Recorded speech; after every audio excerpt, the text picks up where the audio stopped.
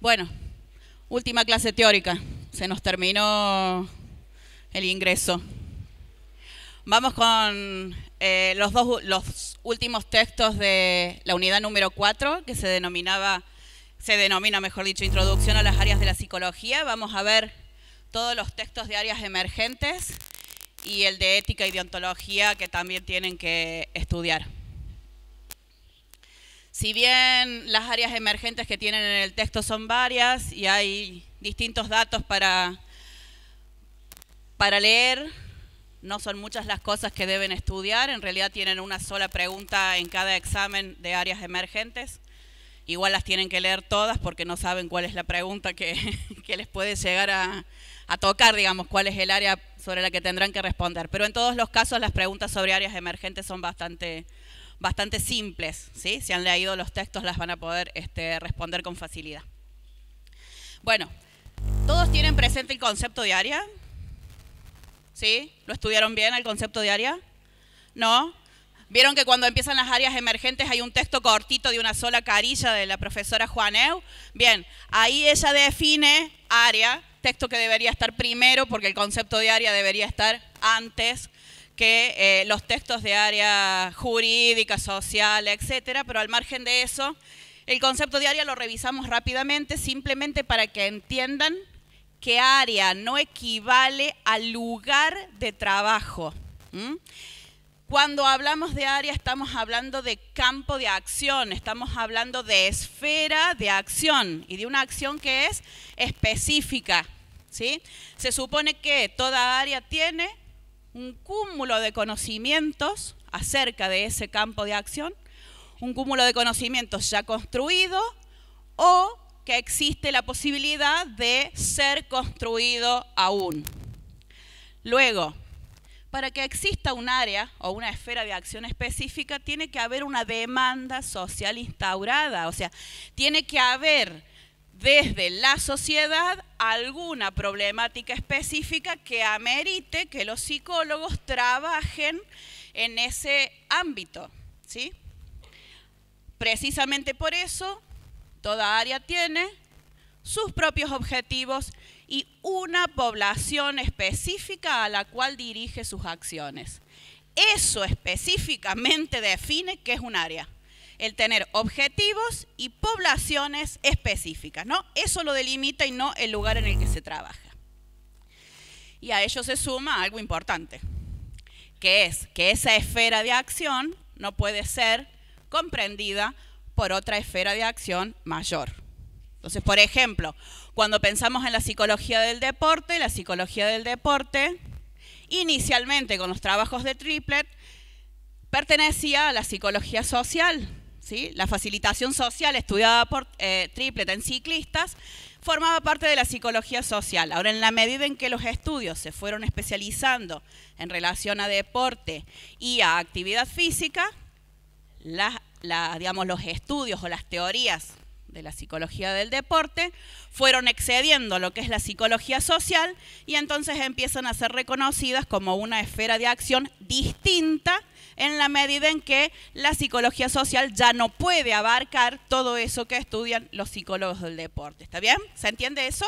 ¿Sí? Entonces, en ese sentido es que en el texto se habla de áreas emergentes. Áreas emergentes serían las áreas que exceden a aquellas que actualmente están reconocidas legalmente en nuestro país o en distintos lugares del mundo. Nosotros vamos a ver áreas que son emergentes para los psicólogos argentinos y en base a lo que dice la ley provincial. ¿Está bien? ¿Sí? Porque exceden las 6 áreas que están mencionadas por nuestra reglamentación.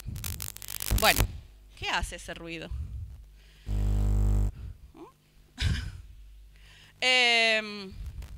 Vamos con la psicología del deporte, que dentro de las 5 áreas que tienen mencionadas en el texto es la más consolidada, o mejor dicho, la que más se estudia en nuestro país. Si se fijaron en el texto, tienen una definición de psicología del deporte dada por la Federación Europea de Psicología del Deporte.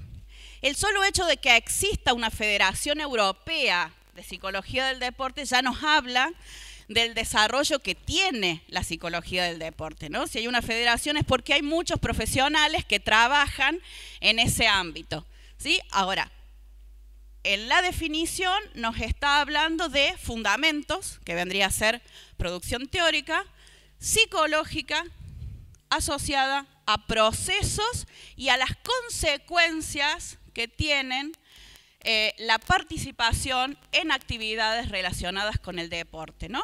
Actividades relacionadas con el deporte, no necesariamente la realización de deporte, ¿sí?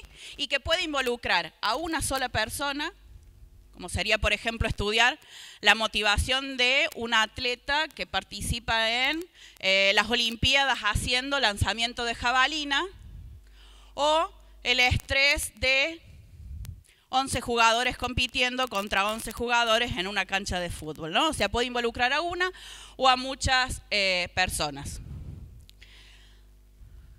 Cox nos propone desde la misma psicología del deporte otra definición.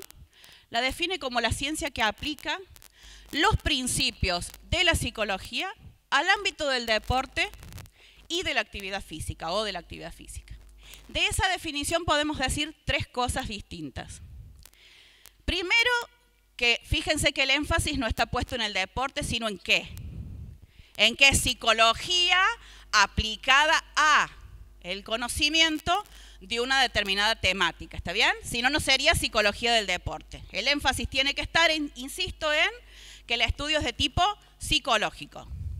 Segundo, que problemáticamente Cox habla de ciencia que hace eso. Si la reconociésemos como una ciencia, estaríamos diciendo que es una disciplina distinta a la psicología. Entonces nosotros, si bien tomamos el concepto, insisto en que la conciban como un área, como un campo de acción dentro de la ciencia psicológica y no como una ciencia distinta a la psicología. ¿Está bien? Y la tercera cosa es que dice deporte o actividad física. Y deporte y actividad física no son la misma cosa. Y eso ha llevado a la necesidad de tener que diferenciar psicología del deporte de psicología de la actividad física, y ustedes tienen que saber esos dos conceptos para responder en el parcial. Por un lado tienen el concepto de psicología del deporte, que se asocia a lo que es los antecedentes y los consecuentes de realizar un tipo específico de deporte, el deporte de competencias, que tiene muchas exigencias, que supone variables asociadas al estrés, a la ansiedad, ¿sí? Con fuerte énfasis en lo que tiene que ver con la motivación, por ejemplo, para participar, y se diferencia de la psicología de la actividad física, concibiendo la actividad física como la realización de cualquier tipo de actividad física, no deporte de competición, ¿sí? Y cómo esa actividad física redunda positivamente en la salud de las personas. ¿Se entiende la diferencia? ¿Sí? ¿Sí o no? ¿Sí? Bueno. Oh. Bien. Pensada de esa manera, digamos, desde estas dos definiciones, entonces, el psicólogo del deporte puede hacer cosas como apoyar emocionalmente a un deportista de competición o, por ejemplo, proponer qué tipos de actividades físicas puede hacer alguien que tiene una discapacidad, ¿sí?, para mejorar su calidad de vida. La amplitud o la variedad, digamos, del campo es bastante grande, bastante amplia. Si miraron en los años del texto, verán que la psicología del deporte lleva mucho tiempo de desarrollo, ¿no? Si bien los primeros estudios de Triplett, que son del 1898, en el texto dice 1890, pero la publicación del texto de Triplett es del 98. Eran de psicología social, pero él estudió la facilitación social. ¿Por qué era que los ciclistas, cuando corrían de a varios, rendían mejor que cuando corrían solos, ¿no? Las carreras. Entonces, ¿qué estoy diciendo? Que en nuestro país la psicología del deporte es un área emergente, todavía no reconocida por los colegios profesionales, pero que a nivel internacional tiene una historia bastante larga y bastante intensa, al punto de que en nuestro propio país hay una asociación metropolitana de psicólogos del deporte, ¿está bien? Entonces, de las 5 áreas emergentes que tienen, tengan presente que la psicología del deporte es un área consolidada, con publicaciones propias, con desarrollos teóricos propios y por supuesto con una lucha importante en relación a ser reconocidos como otra área del ejercicio profesional, ¿no? Entonces, si preguntamos en el parcial cuál de las áreas emergentes es un área consolidada en Argentina, la respuesta es la psicología del deporte, ¿está bien? De las 5, esta es la que ya logró ser consolidada.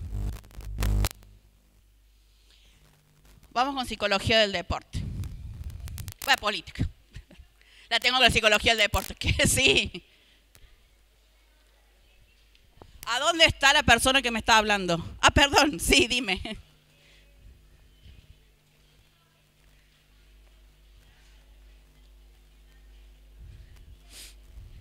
Claro. Exactamente, porque tiene que ver con el impacto que eso tiene en la salud de la persona, en la posibilidad de rehabilitarse, de mejorar su calidad de vida, ¿sí? De crecer. Bueno, en el caso de la psicología la psicología política, las autoras del texto hablan de una historia larga de la psicología política, porque inclusive ellas remontan la política a Aristóteles, ¿lo leyeron? Sócrates y demás. Inclusive sería una historia que precede al surgimiento mismo de la psicología. El tema es que al respecto hay mucha discusión. Y en realidad en nuestro país la psicología política sigue siendo un área poco consolidada, con algunos grupos que trabajan en estas temáticas, pero que no ha logrado un verdadero impacto y la inclusión hacia adentro de las carreras de psicología, ¿no?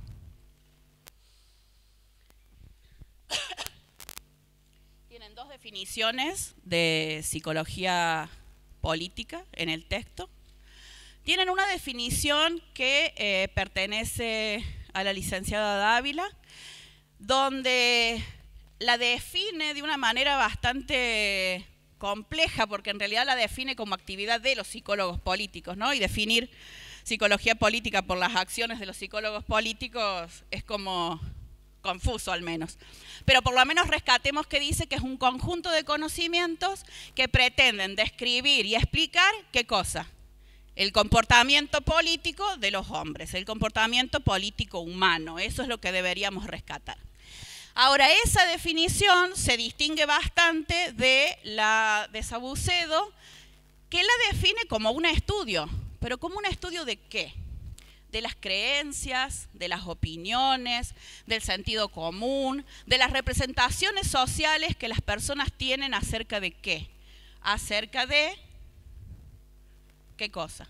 La política y aquellos comportamientos que podrían incidir de alguna manera en el funcionamiento de la política. ¿Está claro? Está en el texto en cursiva y todo, así que pueden rescatar con facilidad esa definición. Ahora ven que son distintas. Una pone el énfasis en la psicología estudiando esto y la otra define qué variables psicológicas hacen a la psicología política. Entonces eso ha llevado a discutir la existencia de 2 cosas distintas. La psicología política y la psicología de la política como 2 cosas que serían diferentes. ¿Está bien? Donde la psicología de la política sería lo primero. La aplicación de conocimientos psicológicos a la predicción y explicación del comportamiento político, y la psicología política estudiaría concretamente variables como las creencias, las opiniones y los comportamientos de las personas. O sea, la definición de psicología política pone el énfasis en su objeto de estudio ¿Qué estudiamos concretamente en relación a la política? ¿Se entiende la diferencia? ¿Sí o no? No. Vamos de nuevo.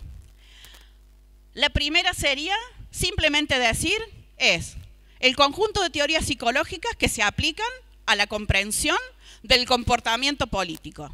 Y la otra es decir, no aplico cualquier teoría psicológica a la comprensión de ese comportamiento. Estudio concretamente lo que motiva a las personas a tener ese comportamiento político. Estudio creencias, representaciones, o sea, hace el énfasis en eso que define como su propio objeto de estudio dentro de lo que es la psicología. ¿Está bien? Ese objeto de estudio aplicado al comportamiento político. No las motivaciones en general, sino las motivaciones y las creencias asociadas a la política. ¿Se entiende, gente, la diferencia? ¿Sí? Bien. Las dos definiciones, ¿no? Y saber que existe esto de psicología política y psicología de la política.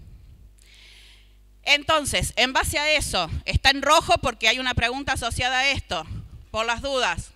¿Cuál sería entonces el objetivo de la psicología política? Es tanto comprender el comportamiento político del individuo como de la persona integrando un conjunto social.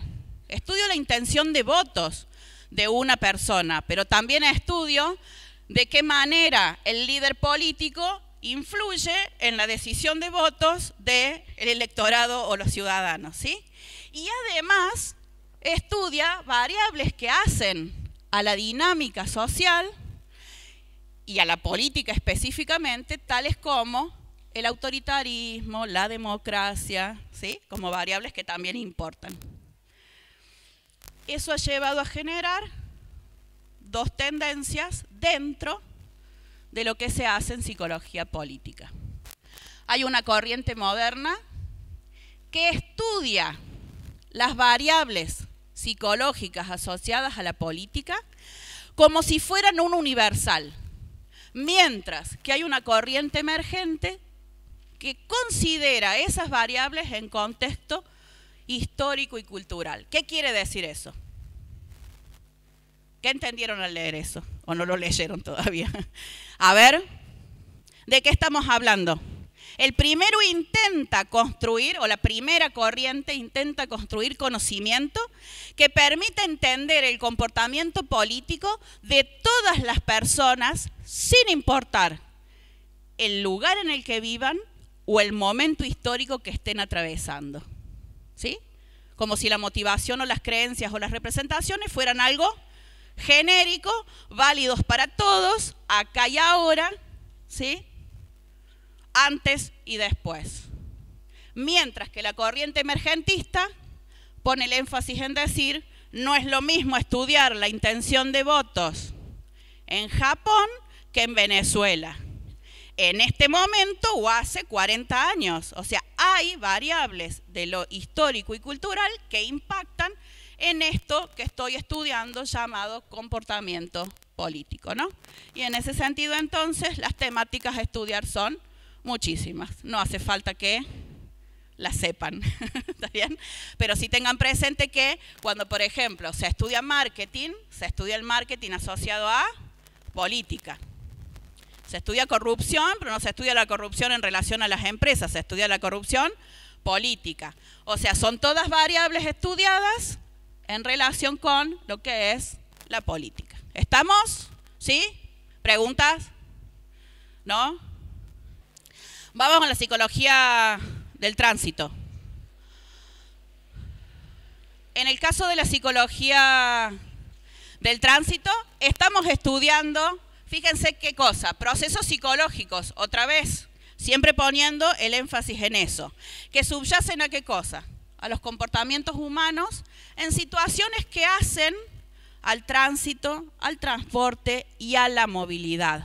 Y entonces incluye variables tan distintas como la capacidad de girar a la izquierda en una avenida de doble mano, como la motivación para venir hasta la facultad caminando o elegir venir en el urbano, ¿no?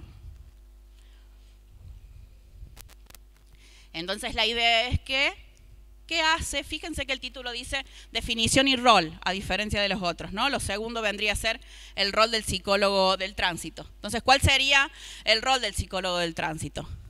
Dar claridad, permitir entender de qué manera variables que hacen a lo cognitivo, a lo emocional, a lo motivacional, influyen en algo que se ha tornado un problema grave.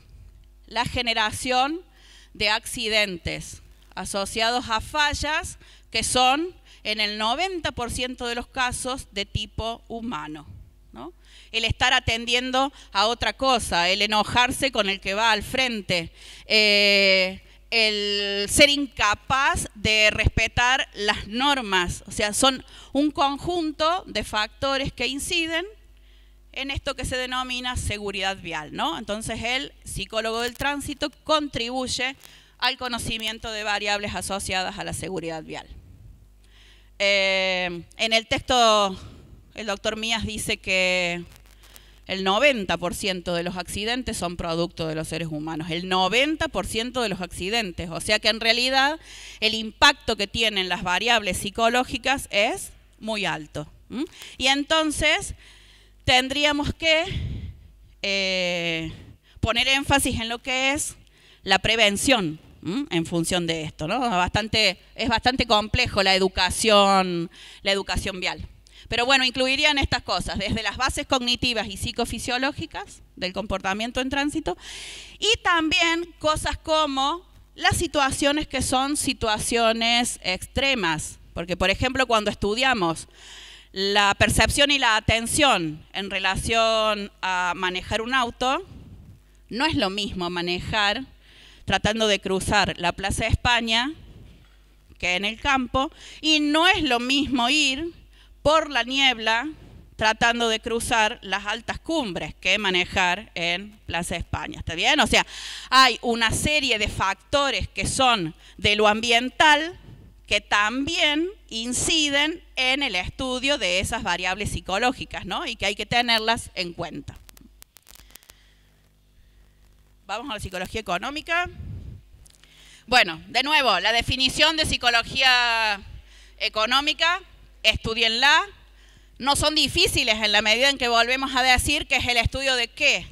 De aspectos que son psicológicos. La definición específica tiene desagregada tres cosas: los factores psicológicos de tipo cognitivo, los emocionales y los sociales, que de alguna manera se traslucen en el comportamiento de quienes somos consumidores, que se observa en la gente en tanto consumidor.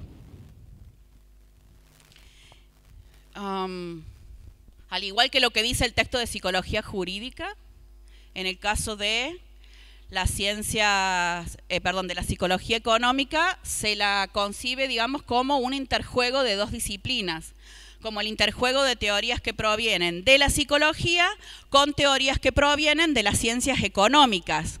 Y entonces el objetivo de la psicología económica es doble, porque por un lado estudia los factores psicológicos incidiendo en variables económicas y también estudia cómo factores que hacen a la economía inciden en el comportamiento o en los factores psicológicos de los seres humanos en tanto consumidores. ¿Está bien? ¿Sí? ¿Cuál sería entonces el objetivo de la psicología económica? ¿Qué intenta comprender? Dos cosas. En sentido general, intenta comprender el comportamiento de las personas en tanto consumidores, ¿no? En distintos contextos de tipo económico, pero también intenta explicar cómo las personas entendemos la economía. Por ejemplo, ¿no les pasa que de pronto las noticias dicen cayó la bolsa en Tokio y entonces la inflación en Argentina sube? Y uno dice, ¿por qué? Si se les cayó a ellos la bolsa, a nosotros nos genera un efecto que impacta negativamente en nuestra economía. ¿Cuánto sabemos de economía para tratar de entender ¿qué ocurre? Claro, porque nos genera a nosotros una situación de ansiedad y de preocupación sin saber bien de dónde viene ese efecto. ¿Se entiende esto? ¿Sí? Bueno.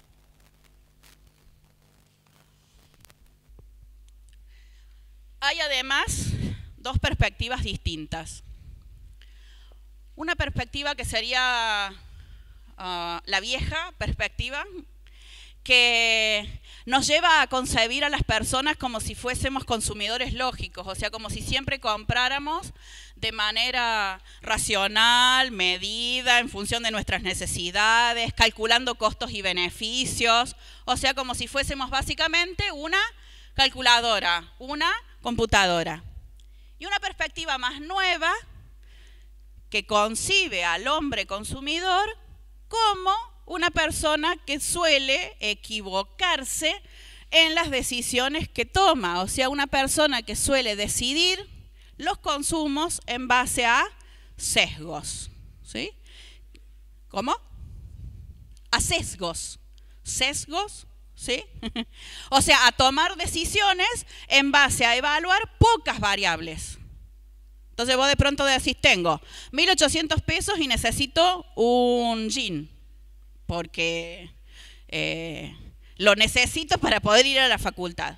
Y te vas a comprar y en lugar de comprar el jean te gastaste los 1.800 pesos en, qué sé yo, un pendrive que te resultó bonito en un determinado... Y no era lo que necesitabas. ¿Se entiende lo que estoy diciendo? Y has tomado la decisión de la compra en base a que el pendrive era bonito. Y no en base a una necesidad que tenías, ¿está bien? Entonces los seres humanos solemos hacer eso, ¿sí? Sesgar nuestras decisiones. Bueno, por último los temas que van desde estudiar la conducta, ¿sí?, del consumidor en relación a cómo toma decisiones, hasta cosas más complejas como las contribuciones que los psicólogos podemos hacer a las macro teorías económicas, o sea, nuestras propias contribuciones a lo que es la comprensión de toda la dinámica de la economía, tanto en nuestro país como en el mundo. Vamos con la psicología de las catástrofes.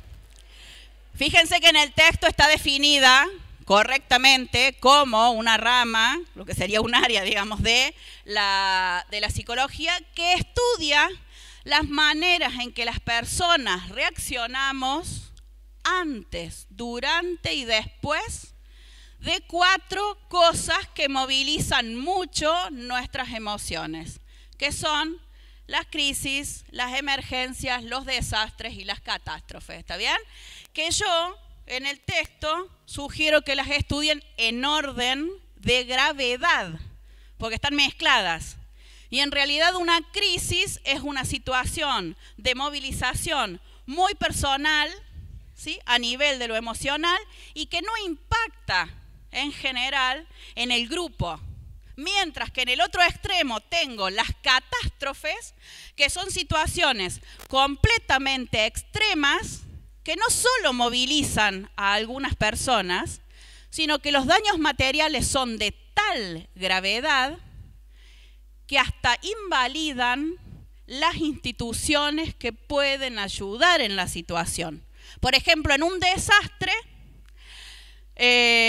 cuando un edificio se derrumba, hay bomberos, hay rescatistas que pueden contribuir. Pero si de pronto lo que ha ocurrido es que explota una bomba, como ocurrió en Hiroshima, destruye también el cuartel de bomberos y todas aquellas instituciones a las que podrían pertenecer los rescatistas. Nos quedamos sin lugares como hospitales y demás, ¿se entiende? Esa sería la gravedad que tiene aquello que denominamos catástrofe. En cualquiera de las 4 ocasiones se supone que tiene que ser posible que el psicólogo de las catástrofes intervenga. Sí.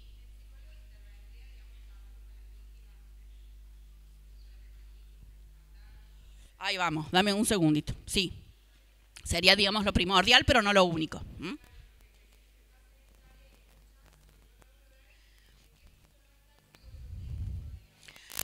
Está bien. Sí. En realidad me parece que es psicología más bien de tipo sanitaria esta. ¿Está bien? Pero sería un desprendimiento de... Y en realidad la sanitaria también la tenés que pensar como un desprendimiento de la clínica. Claro. Esto tendría más bien que ver con que, si bien es psicología sanitaria, su incidencia es en una situación muy específica, muy puntual. A mi criterio, el tema de crisis complica porque las crisis son algo que atienden psicólogos clínicos y debería enfocarse más en el tema del desastre y la catástrofe, la inclusión de estos profesionales, ¿no? Bueno, entonces, si se fijan cuál sería el objetivo, el primer objetivo y el básico de la psicología de las catástrofes es reducir las respuestas disfuncionales frente a una de estas situaciones de crisis con sus distintas gravedades. Pero también puede hacer cosas como prevenir, cosa bastante complicada porque hay que hacer campañas para que la gente esté preparada para afrontar, o hay que hacer educación para que la gente esté preparada para afrontar situaciones potenciales de desastres o catástrofes, ¿no? ¿Sí? Entonces acá lo que preguntaba la compañera. Lo básico que hace un psicólogo de las catástrofes es brindar la primera ayuda psicológica a las víctimas de esas situaciones de desastres o catástrofes, ¿no? Que en general se hace en un espacio público, muchas veces en una calle, en un club, en un hospital donde hay muchísima gente desbordada, ¿sí? Se hace con gente que uno en general no conoce y tiene que contener a alguien a quien está viendo por primera vez, ¿sí? ¿Quién qué? El mismo que te paga cuando lo haces en un club, nadie. Claro.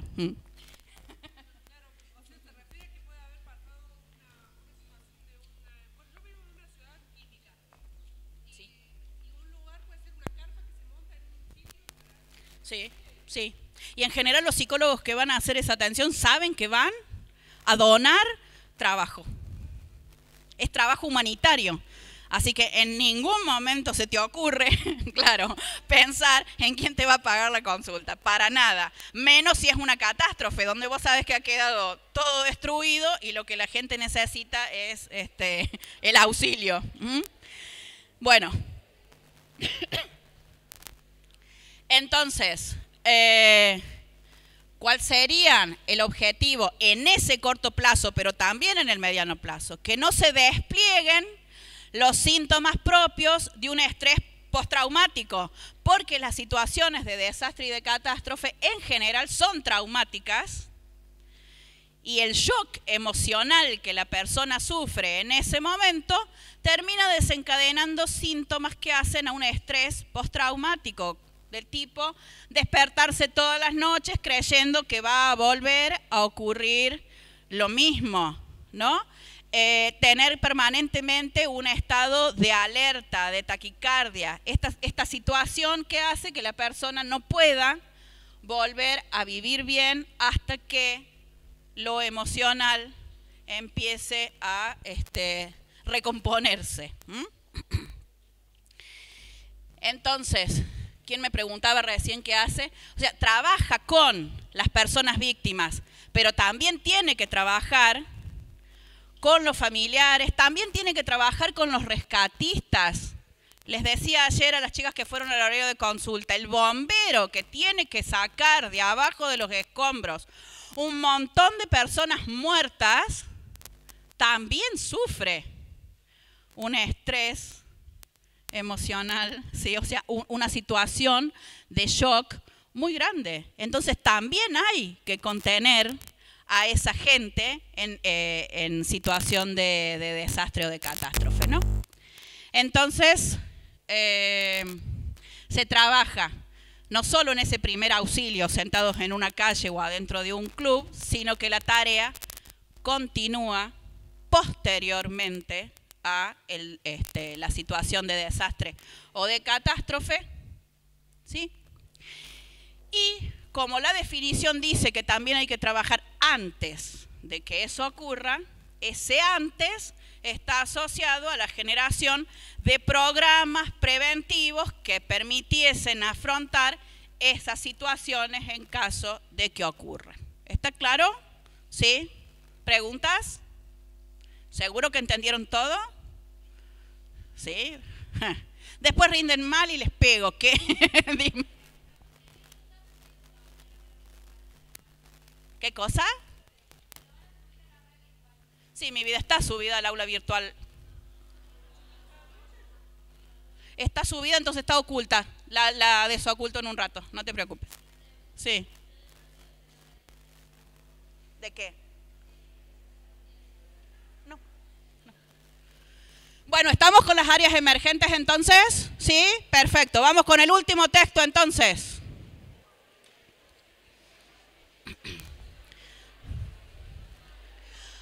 A ver,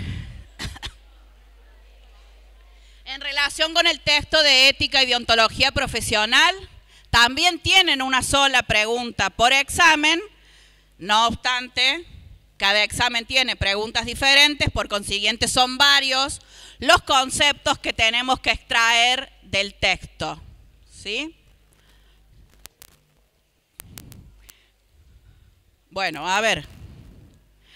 Cuando se reciban de psicólogos, la Universidad Nacional de Córdoba va a emitir un título con el nombre de ustedes que dicen que son licenciados en psicología y ese título va a estar avalado por el Ministerio de Educación y con eso van a obtener lo que se denomina la habilitación académica. Atravesaron un trayecto de formación y estarían en condiciones de trabajar como psicólogos, ¿no? Pero además de la habilitación académica, si trabajamos en las áreas reconocidas por la ley, requerimos además lo que se denomina la habilitación legal. Habilitación legal que es otorgada por las instituciones profesionales, en nuestro caso vendría a ser el Colegio de Psicólogos de la provincia de Córdoba, ¿sí?, que nos otorga una matrícula profesional para hacer ese ejercicio. ¿Está entendido eso? O sea, necesitamos dos habilitaciones distintas, la académica y la legal. Esas instituciones profesionales tienen como función vigilar el desempeño profesional de sus matriculados. Esa vigilancia se hace a partir de lo que se denomina el Código de Ética. Pero para llegar allá tenemos un montón de cosas que decir antes. ¿Está bien? Bueno, ahora, para que entendamos el texto. Como los psicólogos nos metemos en la vida de la gente, somos personas que conocemos muchos chismes, por decirlo de alguna manera, digamos. Tenemos un conocimiento directo de lo que les pasa a los otros y a veces indirecto a través de las pruebas psicológicas que administramos, y eso nos pone en una posición de poder muy grande. Y entonces eso necesita ser regulado. Entonces la idea es que los psicólogos debemos ser responsables de nuestro accionar y tenemos que aprender a accionar responsablemente, desde el inicio, o sea, desde el inicio de la formación. De ahí la idea de que el texto esté ya en el curso de ingreso, ¿está bien? Como una manera de decir, todo lo que aprendemos a hacer a lo largo de la carrera debe ser aprendido y hecho de manera responsable por la función que vamos a cumplir luego, ¿no? Bien. Para poder hablar de eso, la autora empieza hablando de ética y de moral. Las palabras ética y moral provienen del griego y del latín, respectivamente, y originalmente ambas palabras significaban lo mismo. Y de ahí la gran confusión siempre respecto a qué es la ética y qué es la moral, si son o no son la misma cosa, ¿sí? La verdad es que a lo largo de la historia los términos fueron usándose en sentidos distintos y si bien esos sentidos están emparentados, la ética y la moral serían dos cosas diferentes. ¿Estamos? ¿Está entendido? ¿Sí o no? Bien, bueno.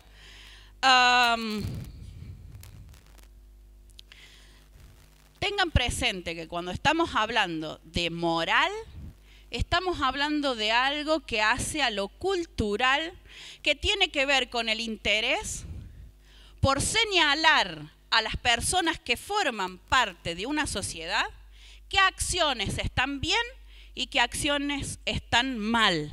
Necesitamos convivir socialmente y entonces desde la moral lo que se hace, digamos, es decir qué cosa es moral, qué cosa es amoral, qué cosa se puede hacer, qué cosa no se puede hacer para que esta convivencia en sociedad sea una buena convivencia.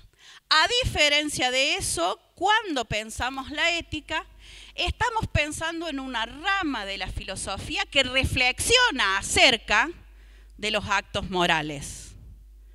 ¿Se entiende la diferencia? No estamos hablando de lo que en sociedad acordamos como lo que está bien o está mal y lo establecemos como norma para convivir, sino una reflexión filosófica acerca de eso otro. ¿Está bien? Y entonces el interés es ese, reflexionar acerca de las normas y de las leyes que nos establecemos en una sociedad para convivir. ¿Está entendido? Sí. Ahora, voy a aclarar una cosa, porque cuando subrayan los textos hay frases que no tienen presentes y que es fundamental. Cuando yo digo tu comportamiento no ha sido ético, ético, no ético, es adjetivo de comportamiento. Y ahí ético equivale a moral. O sea, no está dentro de lo esperable para una sociedad. Mientras que cuando yo estudio la ética profesional, la palabra ética es sustantivo. Y esa diferencia entre que sea adjetivo y sustantivo es básica para que entiendan el texto. Cuando distinguimos la ética de la moral, la estamos distinguiendo en tantos sustantivos que se aplican de distinta manera al hablar de los temas del ejercicio profesional. ¿Está entendido? ¿Sí o no? Si no, van a tener que ir al secundario y volver a revisar qué es un adjetivo y qué es un sustantivo. Pero entiendo, digamos, que ese es un conocimiento que ya tienen y lo traigo a colación porque la autora en un momento dice, en tanto sustantivo, ¿sí? La ética es tal cosa y uno digamos, pasa por alto que dice en tanto sustantivo. No es lo mismo adjetivar un comportamiento diciendo está mal lo que hiciste y decir es ético o no es ético, usándolo como sinónimo de moral, que hablar de la rama de la filosofía que reflexiona sobre eso. Cuando hablas de la rama de la filosofía, la palabra ética es sustantivo. La definición, vuelvo a decir, de sustantivo de adjetivo es algo que asumo que saben. Querida. Sí, mi amor.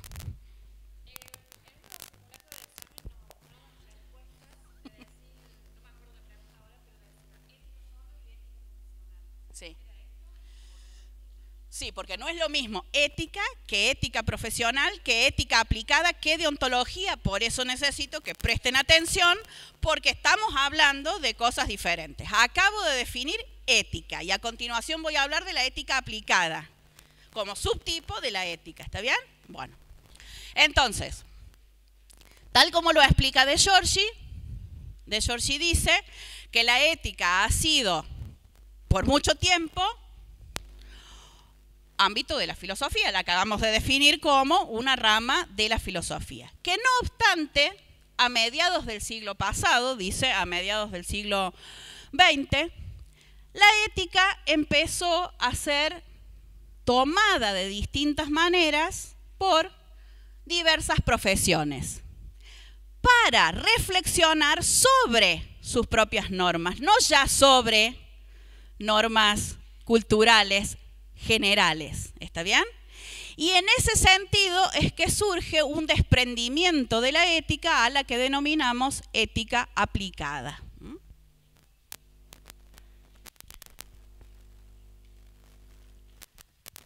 esa ética aplicada, o esas éticas aplicadas, orientarían respecto a las acciones que debería realizar cualquier persona en situaciones concretas. O sea, ya no reflexiono acerca de la ley del aborto, sino de la necesidad de reglamentar qué hacer cuando una persona es violada y resulta de eso un embarazo. ¿Se entiende? O sea, la idea de reflexionar sobre situaciones específicas asociadas a esta situación particular. Entonces, en el texto tenemos que Brugge dice, ¿qué hace la ética aplicada? Se ocupa de reflexionar acerca de qué hacer y explica por qué debería hacerse de determinada manera, ¿sí? O sea, brinda el fundamento de por qué hacerlo de una forma y no de otra. Ahora, al ser aplicada y provenir de distintas disciplinas, estamos hablando de que la ética aplicada incluye cosas como la bioética, la ética empresarial, la ética en comunicación, la ética ambientalista, o sea, incluye un conjunto de variedades asociadas a situaciones específicas. ¿Está bien? Inclusive hay textos que hablan de la ingeniería ética como aplicación específica de esta reflexión ética al comportamiento, ¿sí?, en el ámbito de las ingenierías. Dentro de esas habría un subdesprendimiento, el que denominamos la ética profesional, o sea, aquello que es esperable para alguien que se ha formado en la universidad, como psicólogo, como médico, como trabajador social, ¿sí? Y esa ética profesional reflexiona acerca de algo muy puntual. ¿Cuáles son los valores que espera o que se esperan de alguien que es un profesional?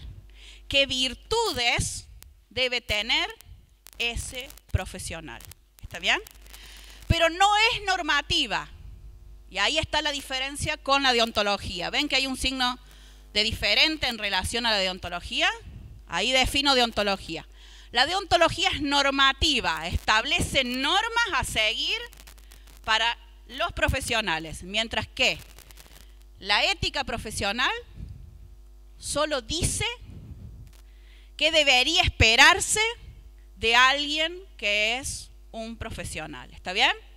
No prescribe qué debe hacerse, solo reflexiona acerca de las virtudes y los valores. ¿Entienden la diferencia? ¿Sí? Ojo. Fíjense que la ética profesional no es específica de cada disciplina, mientras que la deontología sí es específica de cada disciplina. Por eso hay tantas deontologías como profesiones hay. ¿Se acuerdan de la definición de deontología? Hay dos temas del parcial que tienen preguntas sobre el concepto de deontología. ¿Cómo se define? Hay como varias definiciones distintas en el texto. Ahí vamos a ver cuál es la que puntualmente deberían tener presente a la hora de hacer el parcial, ¿no? Si la analizamos etimológicamente, separamos deon de la logía y entonces decimos que es el estudio de lo conveniente, y que eso ha llevado a que Bentham diga es una ciencia de lo conveniente a hacer como deber, y por eso también se la denomina teoría del deber hacer en el ámbito de X disciplina, ¿no? Por lo tanto, la definición, digamos, que vamos a estudiar bien es esta definimos deontología como el estudio de los fundamentos del deber y de las normas que son específicas a una determinada profesión. Por eso nosotros en el texto, cuando hablamos de deontología, no hablamos de cualquier deontología, hablamos de la deontología correspondiente a nuestra disciplina, la que se aplica a la psicología puntualmente.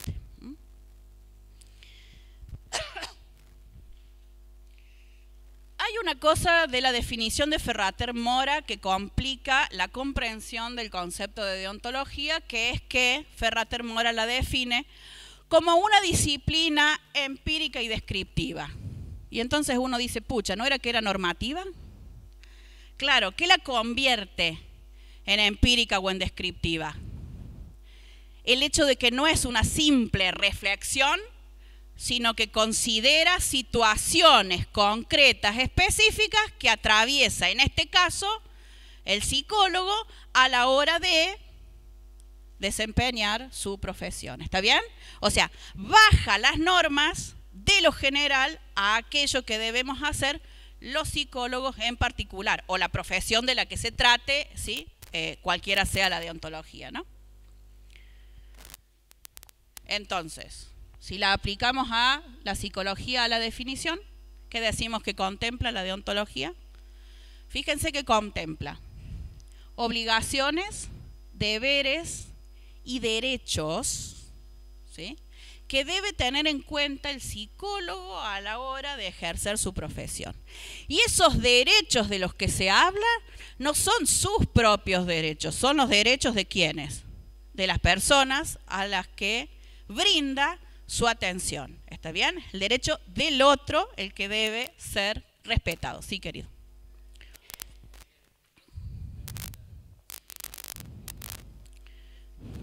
Las dos cosas. Igual la pregunta no es por ahí, así que no te preocupes, si no ya lo hubiera dicho. Digo, la define como descriptiva y empírica para decir no es filosofía sola, sino que es reflexión bajada a situaciones concretas y puntuales de la disciplina que está aplicando, ¿sí?, esa reflexión. ¿Está claro? ¿Sí? Pero es prescriptiva, es normativa en la medida en que es obligatoria. Lo que se dice desde la deontología no se acepta si tengo o no tengo ganas. Precisamente para que no se cuestionen las normas establecidas desde la deontología, lo que las instituciones profesionales hacen es escribir algo como un código de ética. Digamos, se dejan por escritas las normas que van a arreglar el comportamiento de sus matriculados. Y por eso definimos al código de ética como ¿qué? Como un cuerpo, un conjunto de normas ordenadas y sistematizadas que tienen fuerza de ley. Tienen fuerza de ley porque los códigos de ética son obligatorios, permanentes, ¿sí?, impersonales, generales y abstractos, como cualquier tipo de ley. ¿Está bien? ¿Sí? Solo voy a hacer una aclaración. Cuando decimos que un código de ética, por ejemplo, es permanente, tengan presente que como toda ley, una ley puede ser abrogada, subrogada o derogada por otra ley, y que el código de ética que usábamos en la provincia de Córdoba en el 2014 fue reemplazado por el código de ética de FEPRA. ¿Sí? O sea, hasta ese momento la provincia de Córdoba se guió por su propio código de ética, pero a partir de un acuerdo que se hizo en el 2013, en el 2014 entró en vigencia el código de ética nacional, ¿sí?, que derogó el anterior, y se supone que a nivel nacional nos regimos todos por el mismo código. Sí, mi amor. No, que a la hora de trasladarte a otra provincia no tenés normas éticas diferentes, digamos, porque es el problema. Sí, se supone que el título tiene validez nacional en la actualidad, ¿está bien? Entonces la idea es que, precisamente por eso, vos te formas en la Universidad Nacional de Córdoba, donde te enseñan normas que se asocian al código de ética de la provincia de Córdoba, y te vas a vivir a Corrientes y te tenés que poner a estudiar de nuevo el código de ética porque el código era otro. Entonces la idea es que también el código de ética sea nacional, para que los psicólogos hagamos las mismas cosas y a la hora de reflexionar sobre las normas o a la hora de pensar cómo proceder frente a tal caso, todos pensemos más o menos de la misma forma o sigamos una misma línea de conducta. ¿Ah? ¿Está bien? ¿Sí? Bien. Y hay un grupo que tiene esta pregunta. Asociada a que en el código hay muchas cosas mencionadas respecto a obligaciones, deberes y derechos, como el respeto a la autonomía, la confidencialidad y demás, pero que cualquiera sean los nombres que esas cosas tengan, en todos los casos los psicólogos nos guiamos por 3 principios éticos superiores. ¿Sí? Se pueden llamar de distintas maneras dentro de los códigos, pero los principios éticos superiores son 3. El consentimiento informado, la honestidad intelectual ante todo y el derecho a la privacidad de las personas que atendemos. ¿Está bien? ¿Preguntas? ¿No? Bien. Entonces, para cerrar, digamos que De Giorgi dice que el campo normativo es general, tanto a nivel provincial como nacional, pero que el psicólogo nunca debe dejar de atender a la particularidad del individuo que tiene adelante. ¿Está bien? O sea, siempre analizando otras variables que le dan variación a lo que se está haciendo. Del texto de atención se saben como el Padre Nuestro, el modelo de Mirsky y las definiciones de los factores que estudia ese modelo.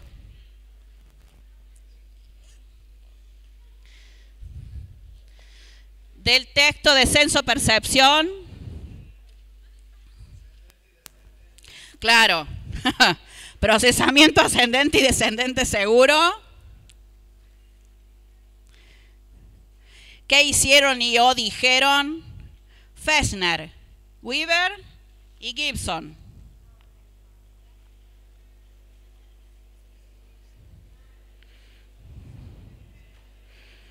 Las leyes de la Gestalt y sobre todo el concepto de constancia perceptual, bien sabido.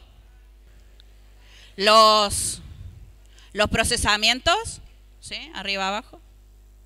Las contribuciones de Fechner, Weaver y Gibson. Tengan presente que Gibson es el autor más actual, así que léanlo bien, porque está al final del texto y como siempre hacen lo mismo, llegan cansados al final del texto y no leen el pedazo más importante del texto. La interdisciplina es trabajar en colaboración entre distintas disciplinas, mientras que la transdisciplina es desdibujar las fronteras entre las disciplinas y hacer entre todos cosas compartidas. ¿Está bien? ¿Sí? De aprendizaje se saben bien los condicionamientos y sobre todo esto de qué es un estímulo neutro, cuándo pasa a ser condicionado, qué es una respuesta condicionada, cuándo se extingue un condicionamiento. Por eso acabo de decir que constancia perceptual se lo aprenden como... porque es difícil de aplicar si uno no lo entendió. De memoria, los tipos de memoria, sepan bien lo que tiene que ver con memoria de trabajo, como concepto que reemplaza al de memoria a corto plazo. En realidad, no, por eso un concepto reemplaza el otro. El concepto viejo de memoria de trabajo, perdón, de memoria a corto plazo, suponía el funcionamiento de esa memoria a corto plazo de solo segundos. Y se borraba, digamos, la información. La memoria de trabajo viene a describir algo así como, por ejemplo, tener abiertos distintos programas mientras buscas en internet cosas y escribís en el Word y vas haciendo una presentación en PowerPoint y se te apaga la compu y se borra todo. Pero mientras tanto, la compu trabajó en distintos niveles manteniendo toda la información activa para lograr armar una composición, un compuesto. Eso es la memoria de trabajo, digamos. Es una memoria que tiene una duración corta, pero funcional mientras se está resolviendo un problema específico. ¿Está bien? Sí, claro, saber eso también. Y Ebbinghaus tienen, ¿no? Nombrado en el texto. Porque hay una pregunta sobre Ebbinghaus. De emociones, las funciones, las diferencias entre emociones y sentimientos, las contribuciones. Sí, es que el profesor Pereno es especialista en emociones, así que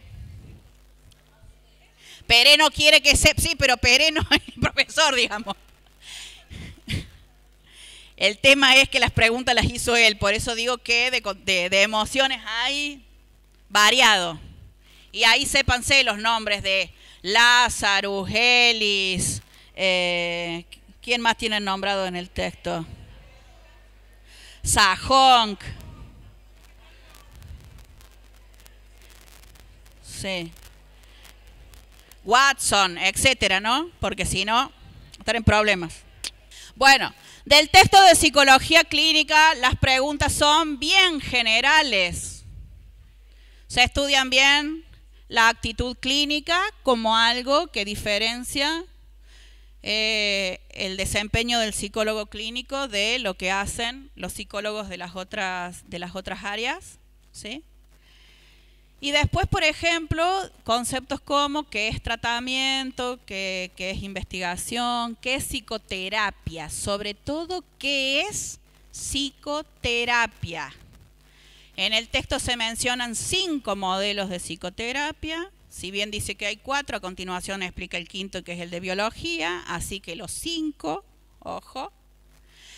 Lean bien de qué se trata un buen modelo de psicoterapia, que está en el mismo,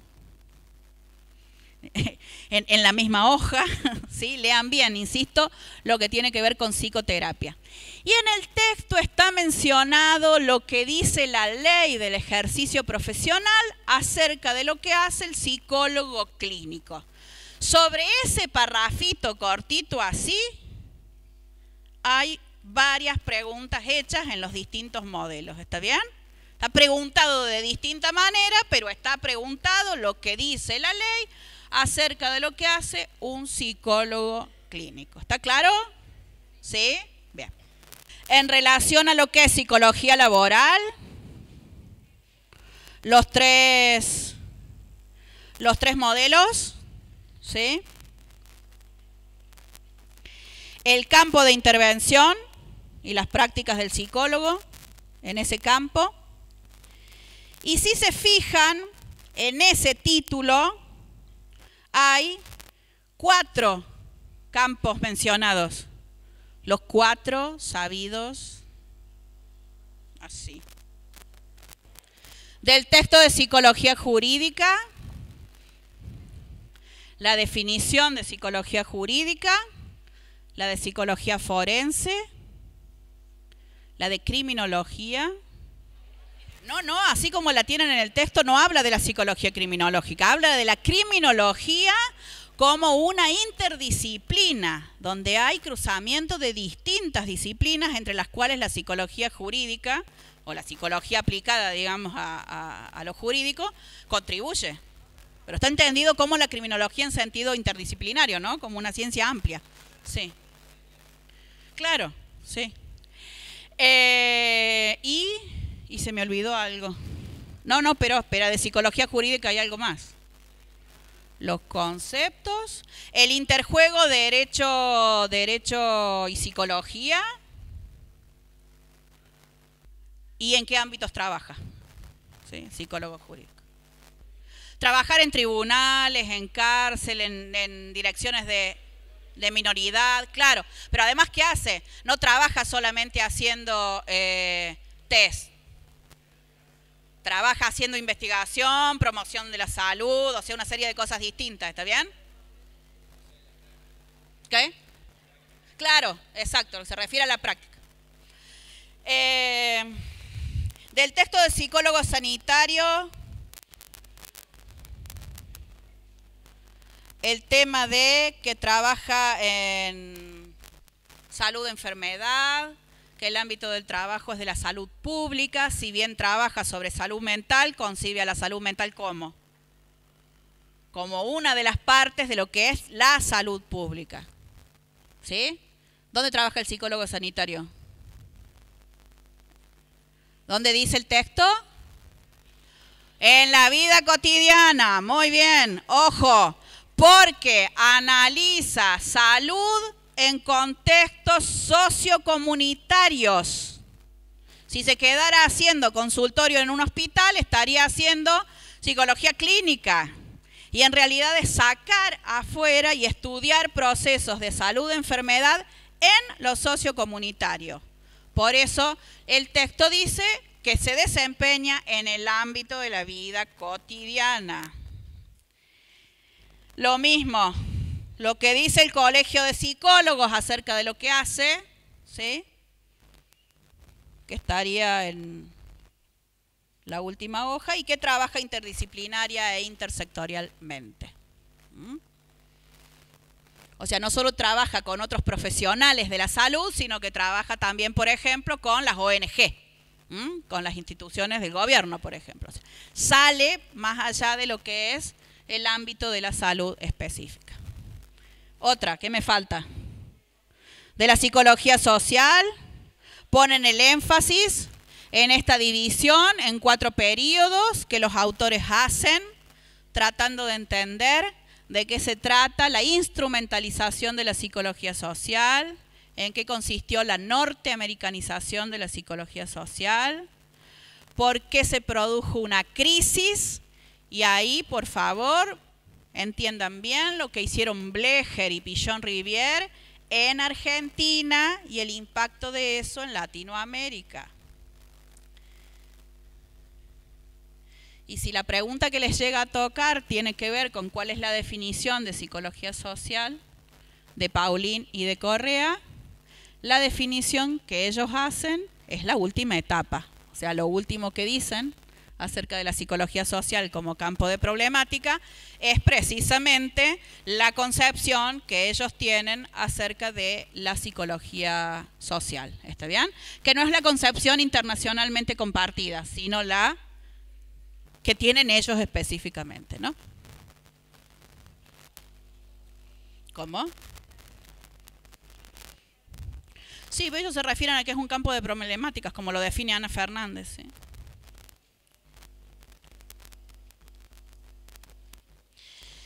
Y del texto de Torcomian, el texto de psicología educacional. Que de todas maneras lo tuvieron con la docente que lo escribió, así que imagino que lo entendieron así. Le voy a decir. Bueno, ¿qué? ¿Se dio cuenta? Bueno. Ok.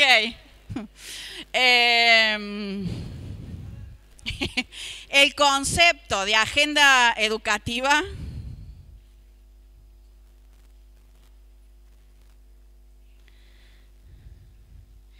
los 5 problemas que menciona como componentes de esa agenda educativa, ¿sí? Así como problemáticas de la agenda, que serían los 5 subtítulos, ¿sí? Que tienen.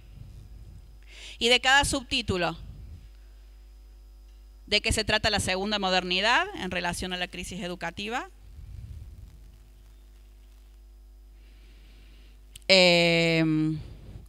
El tema de la fragmentación, que creo que es el tercer problema dentro del texto. Sí.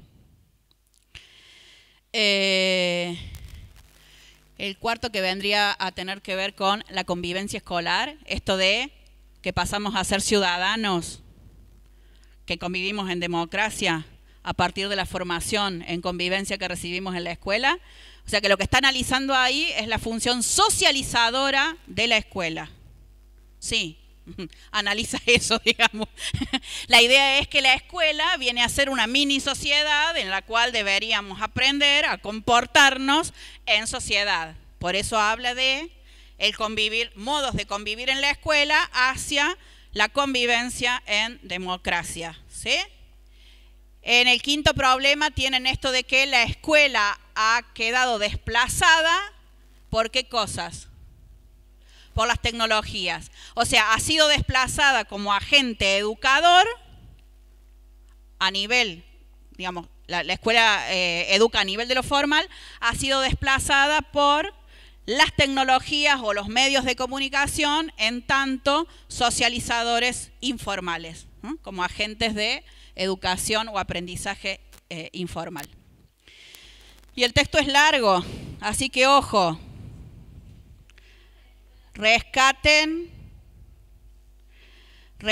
que ella dice que ella está proponiendo en el texto un modelo psicoantropológico como manera de abordar la agenda educativa y de proponer respuestas a las problemáticas que trabaja, ¿no? ¿Sí? El enfoque psicoantropológico sería el que ella propone, así que léanlo, está corto, pero traten de entenderlo. Y lo esencial que entiendan es que dice que a la hora de abordar una problemática, la problemática debe abordarse desde 4 niveles distintos: lo contextual, lo global, ¿sí? ¿Lo leyeron o no lo leyeron? Porque suele ocurrir lo mismo, lo tienen en la página 243, ¿sí? Casi al final. El contexto, lo global, lo multidimensional y lo complejo. Y eso quiere decir que si yo recibo una demanda de una determinada escuela, voy y les propongo una solución para esa demanda. Pero debo considerar que esa escuela está inserta en un contexto social, en una ciudad específica, en una provincia, con un país que tiene ciertas leyes y políticas educativas y que hace a la educación mundial, ¿está bien? Por eso siempre tengo en cuenta los 4 niveles que ella menciona en el texto. ¿Está entendido? Me prometen que estudian un montón. Sí, bueno. Los veo mañana. Chau.